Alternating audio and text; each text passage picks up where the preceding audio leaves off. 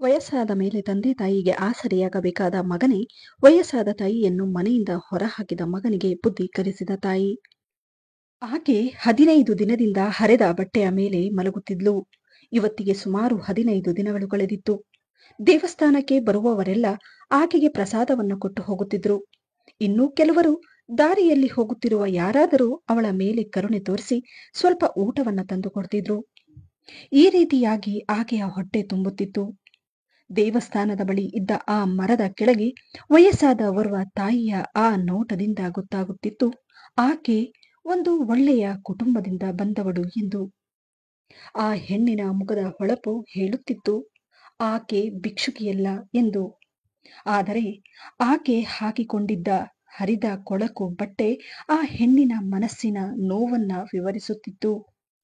Engineer ಮುಗಿಸಿದ್ದ Rajesh ತನ್ನ ತಂದೆ ತಾಯಿ ಹೋದಾಗನಿಂದ ಪ್ರತಿ ವರ್ಷ ತನ್ನ ತಂದೆ ತಾಯಿಯ ಹೆಸರಿನಲ್ಲಿ ದೇವಸ್ಥಾನದ ಮುಂದೆ ಕುಳಿತುಕೊಳ್ಳುತ್ತಿದ್ದ ಬಡವರಿಗೆ ಊಟವನ್ನು ಹಾಕುತ್ತಿದ್ದ ಹಾಗೂ ರೇಷನ್ ಕೊಡುತ್ತಿದ್ದ. ರಾಜೇಶ್ಗೆ ತಂದೆ ತಾಯಿ ಬಿಟ್ರೆ ಇಂದು ಮುಂದು ಯಾರು ಇರ್ಲಿಲ್ಲ. ಇನ್ನು ಅವರ ತಂದೆ ತಾಯಿ ಬಗ್ಗೆ ಹೇಳುವುದಾದ್ರೆ, ಅವರ ಸ್ನೇಹಿತರೊಬ್ಬರ ಮದುವೆಗೆ ಹೋಗಿ ಬರುವಾಗ ಕಾರ್ ಆಕ್ಸಿಡೆಂಟ್ ಅಲ್ಲಿ ಅವನ ತಂದೆ ತಾಯಿ ತೀರಿಕೊಂಡಿರ್ತಾರೆ. ಅಂದಿನಿಂದ ರಾಜೇಶ್ ಒಂಟಿಯಾಗಿಯೇ ಇರ್ತಿದ್ದ. ಆದರೆ ಅವರಿಗೆ ತಂದೆ ತಾಯಿ ಇಲ್ಲದೆ ಇದ್ದರೂ ಅವನಿಗೆ ಒಳ್ಳೆಯ ಸಂಸ್ಕಾರ ಹಾಗೂ ಮಾರ್ಗದರ್ಶನವನ್ನ ಅವರು ಕೊಟ್ಟಿದ್ರು. ತಂದೆ ತಾಯಿಯನ್ನು ಕಳೆದುಕೊಂಡಿದ್ದ ಅವನಿಗೆ ಒಂದಲ್ಲ ಒಂದು ಒಳ್ಳೆ ಕಾರ್ಯಗಳನ್ನ ಮಾಡ್ತಾ ವಯಸ್ಸಾದ ಹಾಗೂ ಬಡವರ ಸೇವೆ ಮಾಡ್ತಾ ತನ್ನ ನೋವನ್ನ ಮರೆಯುತ್ತಿದ್ದ. ಇನ್ನು ರಾಜೇಶ್ ದೊಡ್ಡದಾದ ಮಲ್ಟಿನ್ಯಾಷನಲ್ ಕಂಪನಿಯಲ್ಲಿ ಕೆಲಸ ಮಾಡ್ತಾ ಇರ್ತಾನೆ. ಹಾಗಾಗಿ ಅವನಿಗೆ ರಜೆ ಸಿಕ್ಕಾಗಲೆಲ್ಲ ಈ ರೀತಿಯಾಗಿ ದೇವಸ್ಥಾನದ ಬಳಿ ಬಂದು ಬಡವರಿಗೆ ಸಹಾಯ ಮಾಡುತ್ತಿದ್ದ. ಅಂದು ಕೂಡ ಕೆಲಸಕ್ಕೆ ರಜೆ ಇದ್ದ ಕಾರಣ ಬಡವರಿಗೆ ಊಟ ಹಾಗೂ ಬಟ್ಟೆಯನ್ನು ಕೊಡುವಾಗ ಮರದ ಕೆಳಗೆ ಕುಳಿತಿದ್ದ ಓರ್ವ ವಯಸ್ಸಾಗಿರೋ ಆ ಹೆಣ್ಣಿನ ಕಡೆ ಅವನ ಗಮನ ಹೋಗುತ್ತೆ. ಆಕೆಯ ಬಳಿ ಬಂದು ಆಕೆಯ ಮುಖವನ್ನು ನೋಡಿದಾಗ ಮುಖದಲ್ಲಿ ವಿಚಿತ್ರವಾದ ಆಕರ್ಷಣೆ ಹಾಗೂ ವಾತ್ಸಲ್ಯವನ್ನು ಕಾಣ್ತಾನೆ. ತಂದೆ ತಾಯಿಯನ್ನು ಕಳೆದುಕೊಂಡಿರುವ ಅವನಿಗೆ ಬಹುಶಃ ಆಕೆ ತನ್ನ ತಾಯಿ ಮತ್ತು ಅಜ್ಜಿಯ ಪ್ರತಿ ಆಕೆಯಲ್ಲಿ ನೋಡ್ತಾನೆ. ಆಕೆಗೂ ಕೂಡ ಅವನನ್ನು ನೋಡಿದ ತಕ್ಷಣ ತನ್ನ ಮಗನ ನೆನಪಾಗುತ್ತೆ. ಆಕೆಯ ಬಳಿ ಹೋದ ರಾಜೇಶ್, ಅಮ್ಮ ಊಟ ಮಾಡ್ತೀರಾ ಎನ್ನುತ್ತಾನೆ. ಆದರೆ ವಯಸ್ಸಾದ ತಾಯಿ ಅವನ ಮಾತಿಗೆ ಯಾವುದೇ ಉತ್ತರ ಕೊಡದೆ ತುಂಬಾ ದುಃಖದಿಂದ ಕುಳಿತುಕೊಂಡಿರುವುದನ್ನು ನೋಡಿ ರಾಜೇಶ್ ಹೇಳ್ತಾನೆ, ಇದು ದೇವಸ್ಥಾನದ ಪ್ರಸಾದ, ಇದನ್ನು ತಿನ್ನಿ ಅಮ್ಮ ಎಂದಾಗ ದುಃಖದಿಂದ ಆಕೆ ಕಣ್ಣೀರು ಹಾಕುತ್ತಾ ಅವನತ್ತ ನೋಡಿ ಕೈ ಚಾಚುತ್ತಾಳೆ. ಆ ತಾಯಿಯ ಜೊತೆ ಅವನು ಕೂಡ ಪ್ರಸಾದವನ್ನ ತಿನ್ನುತ್ತಾ ಅಲ್ಲಿ ಕುಳಿತು ಆಕೆಯನ್ನ ಪ್ರಶ್ನಿಸುತ್ತಾ, ಅಮ್ಮ ನೀವು ಎಲ್ಲಿರೋದು? ಪ್ರತಿ ಸಲ ನಾನು ನಿಮ್ಮನ್ನ ನೋಡಿದಾಗ ನೀವು ಈ ಮರದ ಕೆಳಗಡೆ ಕುಳಿತುಕೊಂಡಿರ್ತೀರಾ ಎಂದು ರಾಜೇಶ್ ಪ್ರಶ್ನಿಸಿದಾಗ ಅವನ ಮಾತನ್ನು ಕೇಳಿದ ಆಕೆ ತಣ್ಣನೆಯ ಉಸಿರನ್ನು ತೆಗೆದುಕೊಂಡು ಹೇಳುತ್ತಾರೆ, ಮಗನೇ, ನಾನು ಏನಂತ ಹೇಳು, ನಾನು ಚಿಕ್ಕದಾದ ಒಂದು ಹಳ್ಳಿಯಲ್ಲಿ ನಮ್ಮದೇ ಆದ ಅದೊಂದು ದೊಡ್ಡ ಅದ್ಭುತ ಮನೆ ಇದೆ. ನನ್ನ ಗಂಡ ಬದುಕಿರುವವರೆಗೂ ನನ್ನನ್ನ ರಾಣಿಯಾಗಿಟ್ಕೊಂಡಿದ್ರು. ಆದ್ರೆ ನನ್ನ ಗಂಡ ಹೋದ ನಂತರ ನಾನು ನನ್ನ ಮಗನಿಗೆ ಭಾರ ಆಗೋದೆ. ನನಗಿರುವ ಒಬ್ಬನೇ ಮಗ, ಅವನನ್ನ ಕಷ್ಟಪಟ್ಟು ತುಂಬಾ ಚೆನ್ನಾಗಿ ಓದಿಸಿದ್ವಿ. ನನ್ನ ಮಗನ ಮದುವೆ ಆದ 6 ವರ್ಷಕ್ಕೆ ಅವರ ತಂದೆ ತೀರ್ಹೋದ್ರು. ಅವರಿಬ್ರು ಇನ್ನು ಕೊನೆ ಕಾಲದಲ್ಲಿ ನನ್ನ ಮಗ ನನಗೆ ಆಸರೆಯಾಗಿರ್ತಾನೆ ಅನ್ಕೊಂಡಿದ್ದೆ. ಆದರೆ ಅವನಿಗೂ ಈ ತಾಯಿ ಭಾರ ಆಗೋದ್ಲು. ನನಗೆ ಈಗಲೂ ನೆನಪಿದೆ, ಅವತ್ತು ನನ್ನ ಮಗ ದೇವಸ್ಥಾನಕ್ಕೆ ಕರ್ಕೊಂಡು ಹೋಗ್ತೀನಿ ಅನ್ನೋ ನೆಪವನ್ನ ಹೇಳಿ ನನ್ನನ್ನ ಇಲ್ಲಿಗೆ ತಂದು ಬಿಟ್ಟು, ಹೊರಗಡೆ ನನಗೆ ಸ್ವಲ್ಪ ಕೆಲಸ ಇದೆ, ಅರ್ಧ ಗಂಟೆಯಲ್ಲಿ ವಾಪಸ್ ಬರ್ತೀನಿ ಅಂತ ಹೇಳಿ ಹೋದವನು ಇವತ್ತಿಗೆ 15 ದಿನ ಆಗ್ತಾ ಬರ್ತಿದೆ. ಇನ್ನೂವರೆಗೂ ನನ್ನ ಮಗ ನನ್ನ ಕಣ್ಣಿಗೆ ಕಾಣಿಸಲೇ ಇಲ್ಲ. ನನ್ನ ಮಗ ಇವತ್ತು ಬರ್ತಾನೆ, ನಾಳೆ ಬರ್ತಾನೆ ಅನ್ನೋ ಭರವಸೆಯಿಂದ ಇದ್ದೀನಿ. ಕ್ರಮೇಣ ನನ್ನ ಸೊಸೆಗೆ ನನ್ನ ಮುಖ ನೋಡೋದಕ್ಕೂ ಕೂಡ ಇಷ್ಟ ಇರಲಿಲ್ಲ. ಆದ್ರಿಂದ ಅವಳು ಕೂಡ ಕೆಲಸಕ್ಕೆ ಹೋಗ್ತಿದ್ಲು. ಹಾಗಾಗಿ ನನ್ನ ಮಗ ನನ್ನನ್ನ ಇಲ್ಲಿ ಬಿಟ್ಟು ಹೋಗಿದ್ದಾನೆ ಎಂದು ವಯಸ್ಸಾದ ಆ ತಾಯಿ ಹೇಳ್ತಾ ಹೇಳ್ತಾ ಕಣ್ಣುಗಳಲ್ಲಿ ನೀರು ಬರುತ್ತೆ. ಇನ್ನು ಇದನ್ನೆಲ್ಲ ಕೇಳಿದ ರಾಜೇಶ್ಗೆ ಅವನ ತಾಯಿ ತಂದೆಯನ್ನು ಕಳೆದುಕೊಂಡ ಆ ದಿನಗಳು ನೆನಪಿಗೆ ಬಂದು ದುಃಖದಿಂದ ಅವನ ಕಣ್ಣಲ್ಲಿ ಕಣ್ಣೀರಿನ ಹನಿಗಳು ಹೊರಬರುತ್ತೆ. ತಕ್ಷಣವೇ ಬಡವರಿಗೆಂದು ಹಂಚಲು ತಂದಿದ್ದ ಉಳಿದ ಆಹಾರವನ್ನು ತನ್ನ ಕೈಯಾರೆ ಆ ತಾಯಿಗೆ ತಿನ್ನಿಸುತ್ತಾ ಅಲ್ಲೇ ಕುಳಿತು ಆ ತಾಯಿಯ ಜೊತೆ ಸ್ವಲ್ಪ ಹೊತ್ತು ಮಾತನಾಡಿದ. ಇನ್ನು ಅವನ ಹೆತ್ತವರ ಮರಣದ ನಂತರ ಅವನು ಸಂಪೂರ್ಣವಾಗಿ ಒಂಟಿತನವನ್ನ ಅನುಭವಿಸುತ್ತಿದ್ದ. ತಂದೆ ತಾಯಿ ಇಲ್ಲದೆ ಆ ಮನೆಗೆ ಹೋಗಬೇಕು ಎಂದರೆ ಅವನಿಗೆ ಆಗುತ್ತಿರಲಿಲ್ಲ. ಆದರೂ ಅನಿವಾರ್ಯ. ಹೇಗಿದ್ದರೂ ತಂದೆ ತಾಯಿಯ ನೆನಪಲ್ಲೇ ದಿನ ಕಳೆಯುತ್ತಿದ್ದ. ಎಷ್ಟೋ ಸಲ ತನ್ನ ಮನೆಗೂ ಕೂಡ ಹೋಗದೆ ಆಫೀಸಿನಲ್ಲೇ ಇರುತ್ತಿದ್ದ. ಆದರೆ ಇಂದು ಅವನ ಬಳಿ ಮಾತನಾಡಿ ಅವನ ಮನಸ್ಸಿಗೆ ಎಷ್ಟೋ ಸಮಾಧಾನವಾದ ಹಾಗೆ ಕಾಣುತ್ತಿತ್ತು. ಹಾಗಾಗಿ ಕೊನೆಗೂ ಅವರ ಬಳಿ, ಅಮ್ಮ, ನೀವು ನಮ್ಮ ಮನೆಯಲ್ಲಿರಿ ಎಂದು ರಾಜೇಶ್ ಹೇಳಿದನ್ನು ಕೇಳಿ ಆ ತಾಯಿ ಹೇಳುತ್ತಾರೆ, ಏನಪ್ಪ ಹೇಳ್ತಾ ಇದ್ದೀಯಾ? ನನ್ನ ಹೊಟ್ಟೆನಲ್ಲೇ ಹುಟ್ಟಿರೋ ಸ್ವಂತ ಮಗನೇ ನನಗೆ ಸ್ವಂತದವನಾಗ್ಲಿಲ್ಲ. ನನ್ನ ಸಾಕೋದಕ್ಕೆ ಕಷ್ಟ ಅಂತ ಹೇಳಿ ನನ್ನ ಮನೆಯಿಂದ ಹೊರಹಾಕದ. ಅಂತಹದ್ರಲ್ಲಿ ನೀನು ಯಾರೋ ಹೆತ್ತಿರೋ ಮಗ. ಇನ್ನ ನೀನು ಕರ್ಕೊಂಡು ಹೋಗಿ ನನ್ನ ಭಾರನ ನೀನು ಹೊರ್ತೀಯ ಏನಪ್ಪ? ಬೇಡಪ್ಪ, ನನ್ನ ಮೇಲೆ ಇಷ್ಟೊಂದು ಕನಿಕರ ತೋರಿಸ್ಬೇಡ. ಹೇಗೋ ನನ್ನ ಉಳ್ದಿರೋ ಜೀವನನ ನಾನು ಹೇಗಾದ್ರೂ ಭಿಕ್ಷೆ ಬೇಡಿ ನನ್ನ ಜೀವನವನ್ನ ಕಳಿತೀನಿ ಎಂದು ಅವರು ಹೇಳಿದ್ದನ್ನು ಕೇಳಿ ರಾಜೇಶ್ ಹೇಳುತ್ತಾನೆ, ನನಗೆ ನನ್ನವರು ಅಂತ ಹೇಳಿ ಯಾರು ಇಲ್ಲ. ನನ್ನ ಹೆತ್ತವರು ಒಂದು ಆಕ್ಸಿಡೆಂಟ್ನಲ್ಲಿ ನನ್ನ ತಂದೆ ತಾಯಿ ಹೋದ ಮೇಲೆ ತಂದೆ ತಾಯಿನ ಕಳ್ಕೊಂಡು ನಾನು ಸಂಪೂರ್ಣವಾಗಿ ಒಂಟಿಯಾಗಿ ಹೋಗಿದ್ದೀನಿ. ದಿನೇ ದಿನೇ ನನ್ನ ತಾಯಿಯ ನೆನಪು ನನಗೆ ಕಾಡ್ತಿದೆ. ಈ ರೀತಿಯಾಗಿ ಬಡವರ ಸೇವೆ ಮಾಡ್ತಾ ನನ್ನ ಪ್ರತಿಯೊಂದು ನೋವನ್ನ ಮರಿತೀನಿ. ನೀವು ಆಡೋ ಪ್ರತಿಯೊಂದು ಮಾತಲ್ಲೂ ನನಗೆ ನನ್ನ ತಾಯಿಯ ನೆನಪು ಬರುತ್ತೆ. ನೀವು ನನ್ನ ಜೊತೆ ನನಗೆ ತಾಯಿಯಾಗಿ ಇರಬಹುದಲ್ವಾ? ನೀವು ಈ ರೀತಿ ಹಗಲು ರಾತ್ರಿ ಮರದ ಕೆಳಗೆ ಇರೋದು ಅಷ್ಟು ಸರಿಯಲ್ಲ. ನೀವು ನನ್ನ ಮಗ ಅಂತ ತಿಳ್ಕೊಳ್ಳಿ. ನಿಮಗೂ ಒಂದು ಆಸರೆ ಆಗುತ್ತೆ. ನನಗೂ ಒಬ್ಬ ತಾಯಿ ಸಿಗ್ತಾರೆ ಎಂದು ಹೇಳಿದ್ದನ್ನು ಕೇಳಿ ಆಕೆ ಹೇಳುತ್ತಾರೆ, ಯಾವ ಕಾಲದಲ್ಲಿ ಇದೆಯಪ್ಪ ನೀನು? ಸ್ವಂತ ಮಗನೇ ನನ್ನ ಭಾರವನ್ನ ಹೊರಲಿಲ್ಲ. ಇನ್ನ 2 ದಿನಕ್ಕೆ ನಾನು ನಿನಗೆ ಹೊರೆಯಾಗೋಗ್ತೀನಿ. ಆಮೇಲೆ ನೀನು ಕೂಡ ಮನೆಯಿಂದ ಹೊರ ಹಾಕ್ತೀಯ ಅಷ್ಟೇ. ಬೇಡಪ್ಪ, ಈಗಾಗಲೇ ನನ್ನ ಮಗ ಕೊಟ್ಟಿರೋ ಕಷ್ಟನೇ ನನ್ನ ಕೈಯಲ್ಲಿ ಅರಗಿಸಿಕೊಳ್ಳೋದಕ್ಕಾಗ್ತಿಲ್ಲ ಎಂದು ಅವರು ಹೇಳಿದ್ದನ್ನು ಕೇಳಿ ರಾಜೇಶ್ ಹೇಳ್ತಾನೆ, ಅಮ್ಮ, ಪ್ರತಿಯೊಬ್ಬರು ಒಂದೇ ರೀತಿ ಇರ್ತಾರೆ ಅಂತ ತಿಳ್ಕೊಳ್ಳೋದು ನಿಮ್ಮ ತಪ್ಪು. ನಿಮಗೆ ತಾಯಿ ಅಂತ ಕರೆದ ಮೇಲೆ ಮಗನಾಗಿ ನನಗೆ ತಾಯಿ ಭಾರ ಆಗ್ತಾರಾ? ನನ್ನ ನಂಬಿ, ನೀವು ನನಗೆ ಯಾವತ್ತಿಗೂ ಭಾರ ಆಗೋದಿಲ್ಲ. ನನಗೆ ತಾಯಿ ಇಲ್ಲ, ಆದರೆ ತಾಯಿಗಿಂತ ಹೆಚ್ಚಾಗಿ ನಿಮ್ಮನ್ನ ನೋಡ್ಕೊಳ್ತೀನಿ. ಹೌದು, ನೀವು ಹೇಳಿದ್ದು ನಿಜನೇ. ನಿಮ್ಮ ಮಗ ಮನೆಯಿಂದ ಹೊರ ಹಾಕಿದ್ದಾನೆ ಅಂತ. ಆದರೆ ಪ್ರತಿಯೊಬ್ಬ ಮಗನೂ ಅದೇ ರೀತಿ ಇರಲ್ಲ. ತಂದೆ ತಾಯಿನ ಕಳ್ಕೊಂಡಿರೋರಿಗೆ ಗೊತ್ತಿರುತ್ತೆ ತಂದೆ ತಾಯಿಯ ಬೆಲೆ ಏನು ಅನ್ನೋದು. ನಾನು ನಿಮ್ಮನ್ನ ಯಾವತ್ತಿಗೂ ಹೊರೆ ಅಂತ ಹೇಳೋದಿಲ್ಲ. ಒಬ್ಬ ಒಳ್ಳೆ ಮಗನಾಗಿ ನಿಮ್ಮನ್ನು ತುಂಬಾ ಚೆನ್ನಾಗಿ ನೋಡ್ಕೊಳ್ತೀನಿ. ಈ ದೇವಸ್ಥಾನದ ಮುಂದೆ ನಿಂತು ಆ ಭರವಸೆಯನ್ನ ನಿಮಗೆ ನಾನು ಕೊಡ್ತೀನಿ ಎಂದು ಅವನು ಹೇಳಿದ್ದನ್ನು ಕೇಳಿ ಆಳವಾದ ಉಸಿರನ್ನು ತೆಗೆದುಕೊಂಡು ಆ ತಾಯಿ ಶಾರದಾರವರ ಗಂಟಲು ಕಟ್ಟಿಕೊಂಡು ಕಣ್ಣಲ್ಲಿ ನೀರು ಬರಲಾರಂಭಿಸಿತು. ಅಷ್ಟರಲ್ಲಿ ರಾಜೇಶ್ ಹೇಳ್ತಾನೆ, ಅಮ್ಮ, ಇನ್ನು ನೀವು ಏನು ಹೇಳ್ಬೇಡಿ ಎಂದು ಹೇಳಿ ರಾಜೇಶ್ ಅವರ ಕೈ ಹಿಡಿದು, ಬಾ ಅಮ್ಮ, ಈಗ ಜಾಸ್ತಿ ಯೋಚನೆ ಮಾಡಬೇಡ. ಈಗ ನೀನು ನಿನ್ನ ಮನೆಗೆ ಬರ್ತಿದ್ಯಾ ಅಂತ ತಿಳ್ಕೊ ಎಂದು ಹೇಳಿದ್ದನ್ನು ಕೇಳಿ ಅವರ ಮನಸ್ಸು ಕರಗುತ್ತದೆ. ಅವರು ಅವನ ಕೈ ಹಿಡಿದಾಗ ಅವನ ಮುಖ ನೋಡಿದ್ರು. ಆಗ ಅವನ ಕಣ್ಣಲ್ಲಿ ಅವರಿಗೆ ಸತ್ಯ ಕಾಣಿಸಿತು. ಬಹುಶಃ ಆ ದೇವರೇ ನನಗೆ ದಾರಿ ತೋರಿಸಿದ್ದಾನೆ ಅನ್ಸುತ್ತೆ ಎನ್ನುವ ನಂಬಿಕೆ ಅವರಿಗೆ ಬರ್ತಿತ್ತು. ಹಾಗಾಗಿ ರಾಜೇಶ್ ಅವರನ್ನ ತನ್ನ ಗಾಡಿಯಲ್ಲಿ ಕೂರಿಸಿಕೊಂಡು ತನ್ನ ಮನೆಗೆ ಕರೆದುಕೊಂಡು ಹೋಗ್ತಾನೆ. ಇನ್ನು ಈ ಘಟನೆ ನಡೆದು ಸುಮಾರು 2 ತಿಂಗಳುಗಳು ಕಳೆದು ಹೋಗಿರುತ್ತೆ. ಶಾರದಾರವರು ಕೂಡ ಆ ಮನೆಯನ್ನು ಹೊಂದಿಕೊಂಡು ಹೋಗಲು ಶುರು ಮಾಡ್ತಾರೆ. ರಾಜೇಶ್ ಕೂಡ ಕೆಲಸದಿಂದ ಸರಿಯಾದ ಸಮಯಕ್ಕೆ ಮನೆಗೆ ಬರುತ್ತಿದ್ದ. ಇನ್ನು ಅವನು ಕೆಲಸದಿಂದ ಮನೆಗೆ ಬರುವ ಮುಂಚೆ ಆ ತಾಯಿ ಅವರ ಕೈಯಲ್ಲಿ ಆದಷ್ಟು ಆ ಮಗನಿಗಾಗಿ ಅಡುಗೆಯನ್ನು ಕೂಡ ಮಾಡಿ ಇಡುತ್ತಿದ್ರು. ಇತ್ತ ರಮೇಶ್ ಕೂಡ ದಿನ ಬೆಳಗ್ಗೆ ಬೇಗ ಎದ್ದು ಆ ತಾಯಿಯನ್ನು ಪಕ್ಕದಲ್ಲೇ ಇರೋ ಪಾರ್ಕಿಗೆ ವಾಕಿಂಗ್ ಎಂದು ಕರೆದುಕೊಂಡು ಹೋಗುತ್ತಿದ್ದ. ಹಾಗಾಗಿ ಆಕೆಯ ಮನಸ್ಸು ಕೂಡ ಹಗುರವಾಗುತ್ತಿತ್ತು. ಹಾಗೂ ದಿನ ಬೆಳಗ್ಗೆ ಶಾರದರವರು ಪೂಜೆ ಮಾಡಿದ ನಂತರವೇ ಅವರ ದಿನವನ್ನ ಶುರು ಮಾಡ್ತಿದ್ರು. ಹಾಗಾಗಿ ಅವರ ಮನಸ್ಸಿಗೆ ಸ್ವಲ್ಪ ಶಾಂತಿ ಸಿಗುತ್ತಿತ್ತು. ಇದರಿಂದಾಗಿ ಅವರಿಗೆ ಅದು ಅವರ ಸ್ವಂತ ಮನೆ ಎನಿಸುತ್ತಿತ್ತು. ಇತ್ತ ಒಂಟಿಯಾಗಿದ್ದ ರಾಜೇಶ್ಗೂ ತಾಯಿಯ ನಿಜವಾದ ಪ್ರೀತಿ ಸಿಕ್ಕಿತ್ತು. ಇಬ್ಬರು ಪರಸ್ಪರ ಸಂತೋಷವಾಗಿದ್ರು. ತದನಂತರ ಅಂದು ಬೆಳಗಿನ ಜಾವ ಪೂಜೆ ಮುಗಿದ ನಂತರ ರಾಜೇಶ್ ಹೇಳ್ತಾನೆ, ಅಮ್ಮ, ನನಗೂ ಈ ಕೆಲಸದಿಂದ ಅಷ್ಟೇನು ಇನ್ಕಮ್ ಸಿಗ್ತಿಲ್ಲ. ಹಾಗಾಗಿ ನಾನು ನನ್ನ ಫ್ರೆಂಡ್ ಸೇರಿ ಒಂದು ಸ್ವಂತ ಬಿಸಿನೆಸ್ ಮಾಡಬೇಕು ಅನ್ಕೊಂಡಿದ್ದೀವಿ. ಅದಕ್ಕೆ ಇವತ್ತು ನಾನು ಆಫೀಸಿಗೆ ಹೋಗೋದಿಲ್ಲ. ನಾನು ಶುರು ಮಾಡ್ತಾ ಇರೋ ಆ ಕೆಲಸಕ್ಕೆ ನಿನ್ನ ಆಶೀರ್ವಾದ ಬೇಕು. ಇವತ್ತು ಪೂಜೆ ಇಟ್ಕೊಂಡಿದ್ದೀನಿ.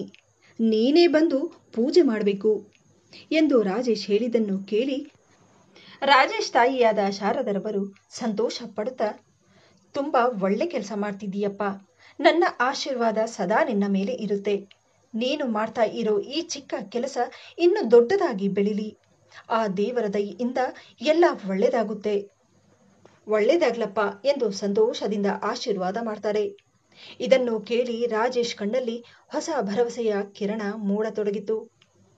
ಇತ್ತ ರಾಜೇಶ್ ತನ್ನ ಸ್ನೇಹಿತನ ಜೊತೆ ಸೇರಿ ಒಂದು ಗಾರ್ಮೆಂಟ್ ಫ್ಯಾಕ್ಟರಿಯನ್ನ ತೆರೆಯುವ ನಿರ್ಧಾರವನ್ನ ಮಾಡಿರ್ತಾನೆ. ದಿನ ಕಳೆದ ಹಾಗೆ ಅವನು ಶುರು ಮಾಡಿದ ಹೊಸ ಕೆಲಸದಲ್ಲಿ ಅವನಿಗೆ ಇನ್ನಷ್ಟು ಲಾಭ ಬರಲು ಶುರುವಾಗುತ್ತೆ. ಹಾಗಾಗಿ ರಾಜೇಶ್ ಇನ್ನೊಂದು ಹೆಜ್ಜೆ ಮುಂದಿಡುತ್ತಾ ಇನ್ನೊಂದು ಫ್ಯಾಕ್ಟರಿಯನ್ನ ಓಪನ್ ಮಾಡಲು ನಿರ್ಧಾರ ಮಾಡ್ತಾನೆ. ಇದರಿಂದಾಗಿ ಅವನು ಕೆಲಸದಲ್ಲಿ ಇನ್ನಷ್ಟು ಬ್ಯುಸಿ ಆಗುತ್ತಿದ್ದ. ಹಾಗಾಗಿ ಒಂದು ದಿನ ಶಾರದಾರವರು ರಾಜೇಶ್ನ ಬಳಿ ಹೇಳುತ್ತಾರೆ, ನೋಡಪ್ಪ, ಕೆಲಸ ಒಂದೇ ಜೀವನ ಅಲ್ಲ. ಈಗಾಗಲೇ ನಿನ್ನ ಜೀವನದಲ್ಲಿ ಇಷ್ಟೆಲ್ಲ ಸಾಧನೆಯನ್ನ ಮಾಡಿದ್ದೀಯ. ಎಷ್ಟು ದಿನ ಅಂತ ಹೀಗೆ ಒಂಟಿಯಾಗಿರ್ತೀಯ? ನೀನು ಒಂದು ಒಳ್ಳೆ ಹುಡುಗಿನ ನೋಡಿ ಮದುವೆ ಆಗ್ಬೋದಲ್ವಾ ಎಂದಾಗ ರಾಜೇಶ್ ಹೇಳ್ತಾನೆ, ಹೌದಮ್ಮ, ನೀವು ಹೇಳ್ತಾ ಇರೋದು ನಿಜನೇ. ಆದರೆ ಕೆಲಸದ ಮಧ್ಯೆ ಮದುವೆ ವಿಷಯದ ಬಗ್ಗೆ ಗಮನನೇ ಕೊಳ್ಳಿಲ್ಲ ಎಂದು ಹೇಳುತ್ತಾ, ಅಮ್ಮ, ನನ್ನ ಗಮನದಲ್ಲಿ ನನ್ನ ಸ್ನೇಹಿತನಿಗೆ ಪರಿಚಯ ಇರುವವರ ಮನೆಯಲ್ಲಿ ಒಂದು ಹುಡುಗಿ ಇದ್ದಾಳೆ. ಅವಳು ಕೂಡ ಓದಿರೋ ಹುಡುಗಿನೇ. ಆ ಹುಡುಗಿಗೆ ಹುಡುಗ ಹುಡುಕ್ತಾ ಇದ್ದಾರೆ ಅಂತ ಗೊತ್ತಾಯ್ತು. ನೋಡೋದಕ್ಕೂ ಚೆನ್ನಾಗಿದ್ದಾಳೆ. ನೀನು ಒಪ್ಪಿಗೆ ಕೊಟ್ರೆ ವಿಷಯನ ಮುಂದುವರಿಸಬಹುದು ಎಂದು ರಾಜೇಶ್ ಹೇಳಿದ್ದನ್ನು ಕೇಳಿ ಆಕೆ ಹೇಳುತ್ತಾರೆ, ಇದರಲ್ಲಿ ಕೇಳೋದೇನಿದೆನಪ್ಪ? ಜೀವನ ಪೂರ್ತಿ ಬದುಕಬೇಕಾಗಿರೋದು ನೀನು. ನಿನಗೆ ಇಷ್ಟ ಆಗಿದೆ ಅಂದ ಮೇಲೆ ಮುಂದಿನ ಕಾರ್ಯವನ್ನ ಮಾಡಿಬಿಡೋಣ ಎಂದು ಹೇಳಿ ಬೇರೆ ದಿನವೇ ಹುಡುಗಿಯನ್ನು ನೋಡಲು ಹೋಗ್ತಾರೆ. ಇನ್ನು ಹುಡುಗನನ್ನು ನೋಡಿದ ರಶ್ಮಿ ತಂದೆ ತಾಯಿ ಕೂಡ ಮದುವೆಗೆ ಒಪ್ಪಿಗೆ ಕೊಟ್ಟಾಗ ಕೇವಲ 15 ದಿನದಲ್ಲಿ ಯಾವುದೇ ವರದಕ್ಷಿಣೆ ಇಲ್ಲದೆ ಸರಳ ರೀತಿಯಲ್ಲಿ ಮದುವೆ ಮಾಡಿಕೊಂಡು ರಶ್ಮಿಯನ್ನ ಮನೆ ತುಂಬಿಸಿಕೊಳ್ತಾರೆ. ಇತ್ತ ಮನೆಯಲ್ಲಿ ಶಾರದಾರವರ ಗುಣ ಹಾಗೂ ಅವರ ವಾತ್ಸಲ್ಯದಿಂದ ರಶ್ಮಿ ತುಂಬಾ ಪ್ರಭಾವಿತಳಾಗಿದ್ಲು. ಸಮಯ ಕಳೆದ ಹಾಗೆ ರಶ್ಮಿ ಒಂದು ಹೆಣ್ಣು ಮಗುವಿಗೆ ಜನ್ಮ ಕೊಡ್ತಾಳೆ. ಹೆಣ್ಣು ಮಗು ಆಯ್ತು ಅನ್ನೋ ಕಾರಣಕ್ಕೆ ಮನೆಯಲ್ಲಿ ಎಲ್ಲರೂ ಸಂತೋಷವಾಗಿದ್ರು. ಮನೆಯಲ್ಲಿ ಸಂತಸ ತುಂಬಿತ್ತು. ನಿಜವಾಗಿಯೂ ಈಗ ಶಾರದರವರು ಅಜ್ಜಿಯಾದ ಸುಖವನ್ನ ಪಡೆದುಕೊಂಡಿದ್ರು. ರಶ್ಮಿ ಕೂಡ ತನ್ನ ಗಂಡನ ಕೆಲಸದಲ್ಲಿ ಗಂಡನಿಗೆ ಸಂಪೂರ್ಣವಾಗಿ ಬೆಂಬಲಿಸುತ್ತಿದ್ಲು. ಇದನ್ನೆಲ್ಲ ನೋಡಿದ ರಾಜೇಶ್, ತಾಯಿ ಅನ್ನೋ ಆಶೀರ್ವಾದ ಹೊಂದಿದ್ರೆ ಜೀವನದಲ್ಲಿ ಏನು ಬೇಕಾದರೂ ಸಾಧಿಸಬಹುದು ಎನ್ನುವುದು ಅವನಿಗೆ ಅರ್ಥವಾಗತೊಡಗಿತು. ಅವನು ಶುರು ಮಾಡಿದ ಆ ಕೆಲಸ ಇನ್ನು ಎತ್ತರಕ್ಕೆ ತಲುಪಲು ಶುರುವಾಯಿತು. ಇನ್ನು ಹಲವೆಡೆ ವಿವಿಧ ನಗರಗಳಲ್ಲಿ ಅವನು ಫ್ಯಾಕ್ಟರಿಗಳನ್ನ ಸ್ಥಾಪಿಸುತ್ತಾನೆ. ಅವನು ಸ್ಥಾಪಿಸಿದ ಫ್ಯಾಕ್ಟರಿಗಳಲ್ಲಿ ಸಾವಿರಾರು ನೌಕರರು ಕೆಲಸ ಮಾಡುತ್ತಿದ್ರು. ಚಿಕ್ಕದಾಗಿ ಶುರು ಮಾಡಿದ ಆ ಕೆಲಸ ಅವನನ್ನ ತುಂಬಾ ದೊಡ್ಡ ಮಟ್ಟಿಗೆ ಯಶಸ್ಸನ್ನ ತಂದುಕೊಡುತ್ತೆ. ಇತ್ತ ತನ್ನ ತಾಯಿಯನ್ನು ದೇವಸ್ಥಾನದ ಬಳಿ ಬಿಟ್ಟು ಹೋದ ಮಗನ ಪರಿಸ್ಥಿತಿ ದಿನೇ ದಿನೇ ಕೆಡ್ತಾ ಬಂದಿತ್ತು. ಮನೆಯಲ್ಲಿ ನಡೆಯುತ್ತಿದ್ದ ಚಿಕ್ಕ ಪುಟ್ಟ ತಪ್ಪುಗಳನ್ನ ಸರಿಪಡಿಸದೆ ಹೆಂಡತಿಯ ಜೊತೆ ಸುಖವಾಗಿ ಇರಬಹುದು ಎನ್ನುವ ಕಾರಣಕ್ಕಾಗಿ ತನ್ನ ತಾಯಿಯನ್ನು ಮನೆಯಿಂದ ಹೊರಹಾಕಿ ಬೀದಿ ಪಾಲು ಮಾಡಿದ ಮಗನಿಗೆ ತನ್ನ ಪಾಪ ಪ್ರಜ್ಞೆ ಕಾಡುತ್ತಿತ್ತು. ಮನೆಯಲ್ಲಿ ಕಷ್ಟ ಹೆಚ್ಚಾಗುತ್ತಾನೆ ಇತ್ತು. ತನ್ನ ತಾಯಿಯನ್ನು ದೇವಸ್ಥಾನದ ಬಳಿ ಬಿಟ್ಟು ಬಂದಾಗಿನಿಂದ ಅವನ ಒಳ ಮನಸ್ಸು ಗೋಳಾಡ್ತಿತ್ತು. ಅವನು ಪಡುತ್ತಿದ್ದ ಕಷ್ಟವನ್ನು ಯಾರೊಂದಿಗೂ ಹೇಳಿಕೊಳ್ಳಲಾಗದೆ ತಡಪಡಿಸುತ್ತಿದ್ದ. ಈಗ ಆ ಮನೆಯಲ್ಲಿ ಅವನ ಹೆಂಡತಿಯ ರಾಜ್ಯವಾಗಿ ಬಿಟ್ಟಿತ್ತು.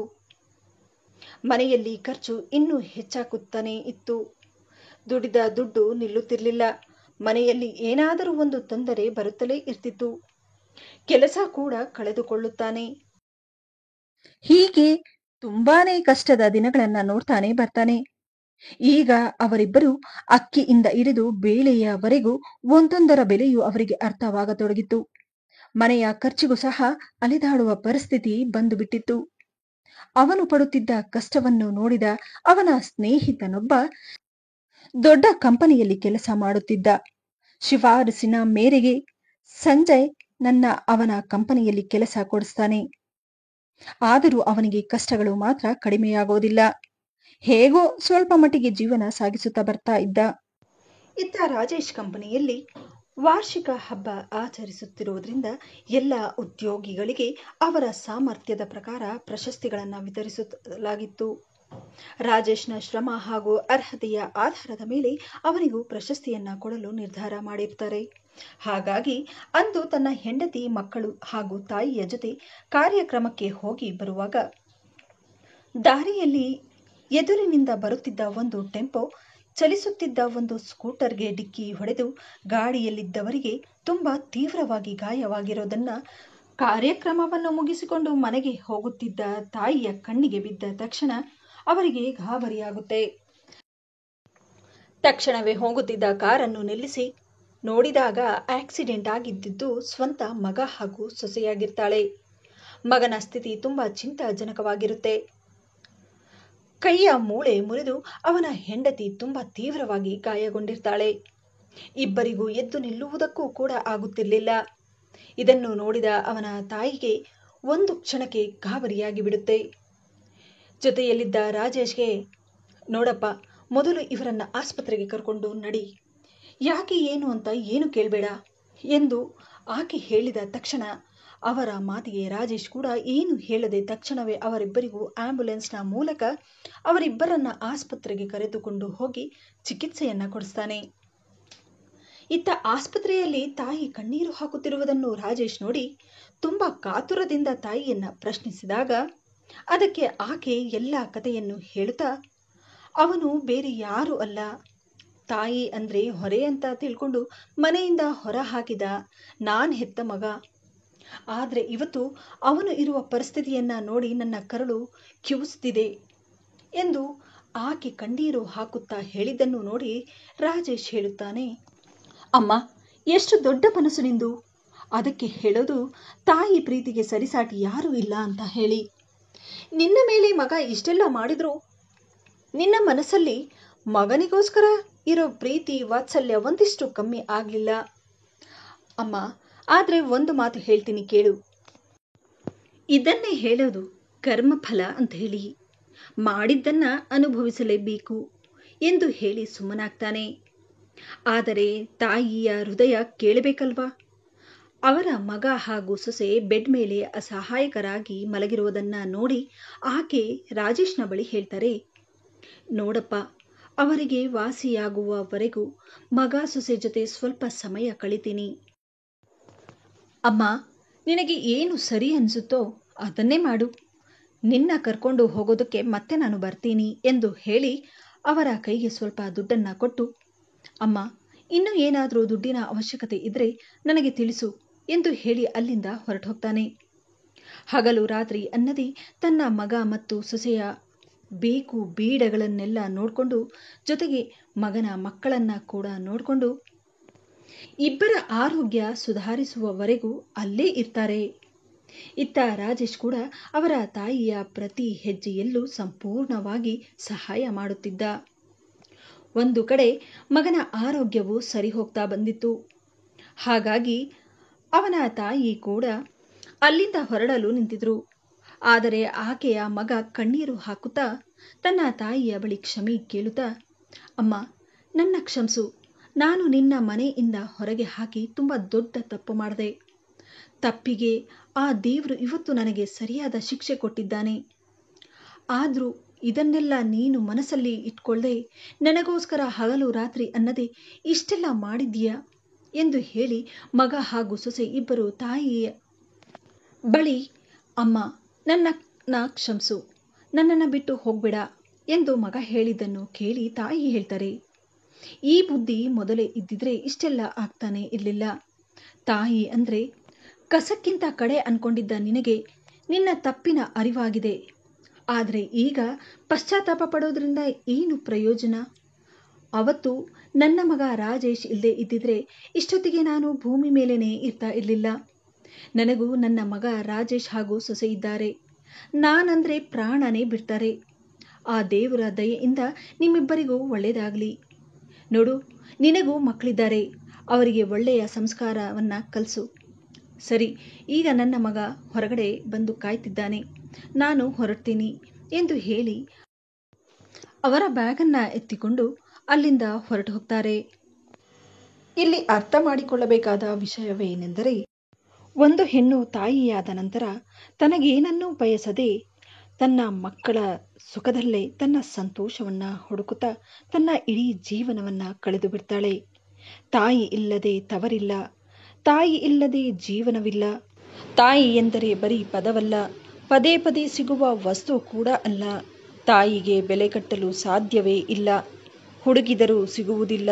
ಅವಳನ್ನು ಒಮ್ಮೆ ಕಳೆದುಕೊಂಡರೆ ಜೀವನದಲ್ಲಿ ನೆಮ್ಮದಿಯೇ ಇಲ್ಲ. 9 ತಿಂಗಳು ನಮ್ಮನ್ನು ಹೊತ್ತವಳು ತಾಯಿ. ನಾವು ಹುಟ್ಟುವಾಗ ಸಂತೋಷದ ಕಣ್ಣೀರನ್ನು ಹಾಕುತ್ತಾಳೆ ತಾಯಿ. ಹೇಳುತ್ತಾ ಹೋದರೆ ಎಂದಿಗೂ ಮುಗಿಯದ ಅನುಬಂಧವೇ ತ್ಯಾಗಮಯಿ ತಾಯಿ. ನೀನು ಬೀದಿಗೆ ಹಾಕಿದರೂ ನಿನ್ನನ್ನೇ ಹರಿಸುತ್ತಾಳೆ ಆ ತಾಯಿ. ನೆನಪಿರಲಿ, ತಾಯಿ ಮತ್ತೆ ಮರಳಿ ಬಾರಳು. ಇಂತಹ ತ್ಯಾಗಮಯಿ ತಾಯಿಗೆ ನಾವು ಕೊಡುವ ಉಡುಗೊರೆಯಾದರೂ ಏನು? ಈ ವಿಡಿಯೋದಿಂದ ನಿಮಗೇನಾದರೂ ಉಪಯೋಗವಾದಲ್ಲಿ ವಿಡಿಯೋಗೆ ಒಂದು ಲೈಕ್ ಮಾಡಿ, ಆದಷ್ಟು ವಿಡಿಯೋಸನ್ನು ಶೇರ್ ಮಾಡಿ ಹಾಗೂ ನನ್ನ ಚಾನಲನ್ನು ಸಬ್ಸ್ಕ್ರೈಬ್ ಮಾಡುವುದನ್ನು ಮರೆಯಬೇಡಿ.